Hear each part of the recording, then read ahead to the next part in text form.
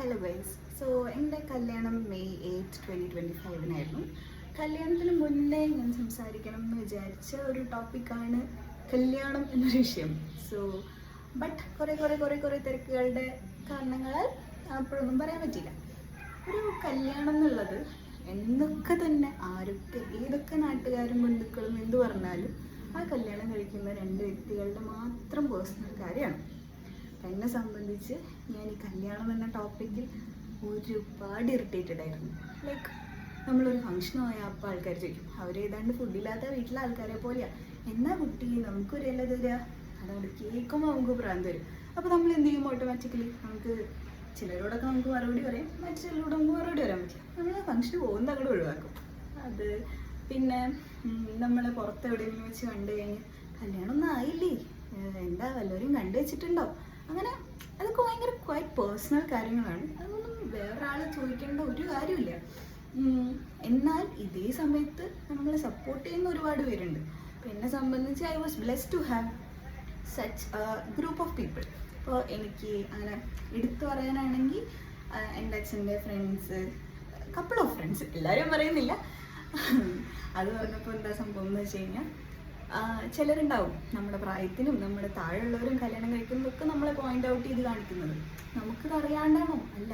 So ഒരാളുടെ personal കാര്യമാണ് അയാൾ എപ്പോൾ കല്യാണം കഴിക്കണം. ചിലപ്പോൾ അയാൾ കല്യാണം എനിക്ക് ഇഷ്ടം ഉണ്ടാവില്ല, ചിലപ്പോൾ അയാൾ കല്യാണം കഴിക്കുന്നതിന് വേറെ കാരണങ്ങളുണ്ടാവും. ചിലപ്പോൾ അയാൾക്കൊരു ലവ് ഫെയിലിയർ ഉണ്ടാവാം, അല്ലെങ്കിൽ ആൾ സ്വയം സെറ്റിലായിട്ടാവണം ആളുടെ കല്യാണം എന്നുണ്ടാവും. അപ്പോൾ എന്നെ സംബന്ധിച്ച് ഞാൻ വർക്ക് ചെയ്തിരുന്ന ഒരു ടൈം മാറിയിട്ട് ഞാനൊന്ന് ഒരു ബ്രേക്ക് എടുക്കേണ്ടി വന്നു. ആ ബ്രേക്ക് എടുത്തപ്പോഴാണ് എൻ്റെ കല്യാണം നടന്നത്. ഞാൻ ഒട്ടും സാറ്റിസ്ഫൈഡ് ആയിരുന്നില്ല. കാരണം എന്താണെന്ന് വെച്ച് കഴിഞ്ഞാൽ എൻ്റെ കല്യാണത്തിന് ഞാൻ ഇന്ന കാര്യങ്ങൾ ഞാൻ ചെയ്യണം എന്ന് ആഗ്രഹിക്കുന്ന കാര്യങ്ങൾ എനിക്ക് ചെയ്യാൻ പറ്റിയില്ല. അപ്പോൾ ഒരാളെന്നല്ല, ബാക്കി എല്ലാ ആൾക്കാരും അവരവരുടേതായ ചോയ്സുകൾ, അവർക്ക് ഇപ്പോൾ ഹാപ്പി ആയിട്ട് അത് നടത്താൻ പറ്റുന്നു, അവരെപ്പോൾ നടത്തും. Why are you asking that? നമ്മളാരാ അത് ചോദിക്കാൻ? നമ്മൾ ഒരാളെ കാണുമ്പോൾ സുഖമല്ലേ, അത്രേ ആവശ്യമുള്ളൂ. അതിനപ്പുറത്തേക്ക് അല്ലെങ്കിൽ ഇപ്പോൾ എന്തെങ്കിലും കോഴ്സ് പഠിക്കണേ, എന്ത് കോഴ്സാണ്, എവിടെയാണ് പഠിക്കുന്നത്, ഇത്ര ആവശ്യം. അതല്ലാതെ എന്നാ കല്യാണം ഒന്നും ആയില്ലേ, ഇനിയിപ്പോൾ കല്യാണത്തിൻ്റെ വിഷയം പോയി ജോലിയുടെ വിഷയമാവട്ടെ, എന്താ ഇതുവരെ ജോലിയൊന്നും ആയില്ലേ, എത്ര സാലറി ഉണ്ട്, ഇതൊന്നും ഒരാളോട് നമ്മൾ ചോദിക്കേണ്ട കാര്യമില്ല. അയാൾക്ക് ജോലി ഉണ്ടെങ്കിൽ അയാൾക്ക് കൊള്ളാം, അയാൾക്ക് സാലറി കൂടുതലുണ്ടെങ്കിൽ കുറവുണ്ടെങ്കിൽ അത് അയാളാണ് നോക്കുന്നത്.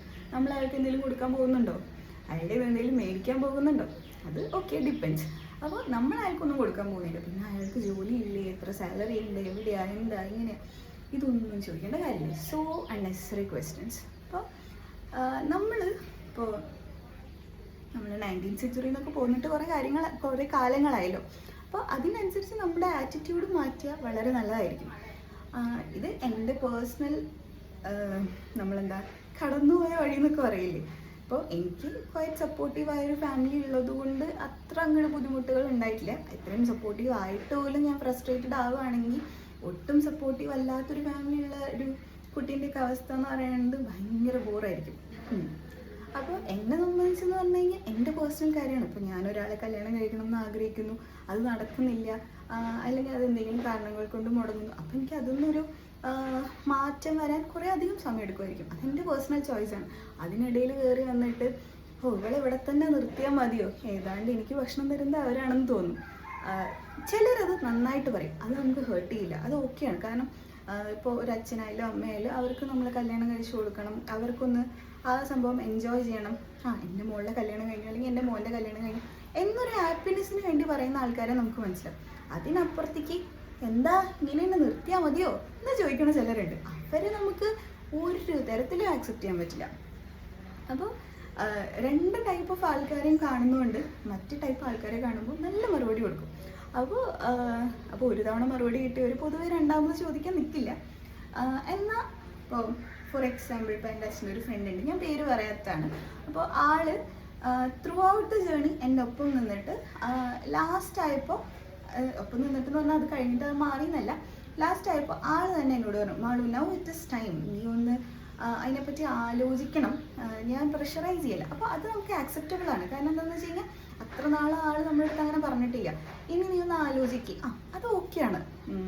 അങ്ങനെയൊക്കെ പറയുമ്പോൾ നമുക്ക് ഓക്കെയാണ്. അല്ലാതെ ചുമ്മാ വരുന്നവരും കയറിയിട്ട് നമ്മുടെ അടുത്ത് കല്യാണമായില്ലേ, എന്താ കല്യാണം കഴിക്കാത്ത, നിനക്ക് നിന്നാൽ മതിയോ, നിന്നെ ഇവിടെ തന്നെ നിർത്തിയേക്കാണോ, നീ ഇവിടുന്ന് പോകുന്നില്ലേ, അവരുടെ വീട്ടിലാണല്ലോ നമ്മൾ നിൽക്കുന്നത്.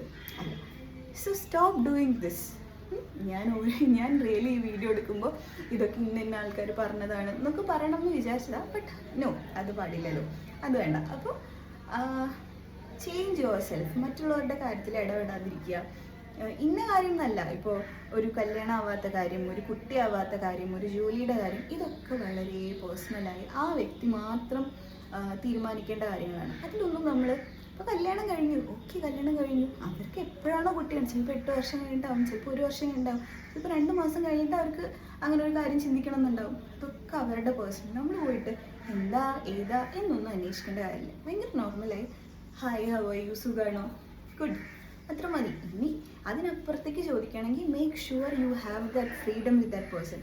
അത്ര ഫ്രീഡം ഉണ്ടെങ്കിൽ പോലും ചോദിക്കരുതെന്നാണ് ഇന്നത്തെ ഒരു രീതി. ബട്ട് സ്റ്റിൽ ഇനിയിപ്പോൾ നമ്മൾ അത്രയും ഇൻറ്റിമേറ്റ് ഫ്രണ്ടാണ് അല്ലെങ്കിൽ റിലേറ്റീവ് ആണ്, you have the freedom to ask, you can.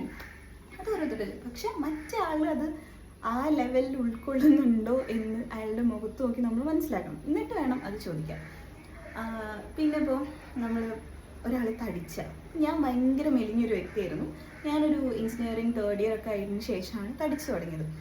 അതിനുശേഷം നമ്മുടെ വീട്ടിൽ ആര് വന്ന് ഷോ വല്ലാണ്ട് തടിച്ചൂലോ, എന്താ ഇങ്ങനെ തടിച്ചാൽ കണ്ടേക്കണേ, തടി കുറയ്ക്കണം കേട്ടോ. അപ്പോൾ ഇതാണ് നോർമലി ഇപ്പോൾ ഉള്ള എൻ്റെ ഒരു തടി എന്ന് പറഞ്ഞാൽ ഇതൊന്ന് കുറച്ച് അങ്ങോട്ടും ഇങ്ങോട്ടൊക്കെ മാറാം. അപ്പോൾ ഓക്കെയാണ്, കാരണം ഞാൻ നല്ല മെലിഞ്ഞ ആളായിരുന്നു, അതൊന്നും തടിച്ചു. But you know the way you present it is too bad. Like നമ്മൾ തടിച്ചോട്ടെ, എന്താ കുഴപ്പം, നമ്മുടെ ചോയ്സ് അല്ലേ.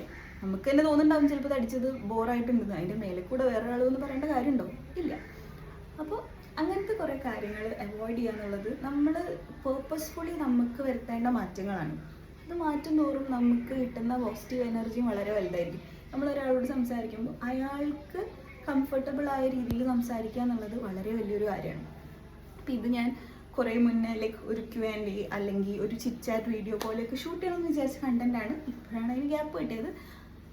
So that's it. Make sure you make other people comfortable with you when you talk. That's it.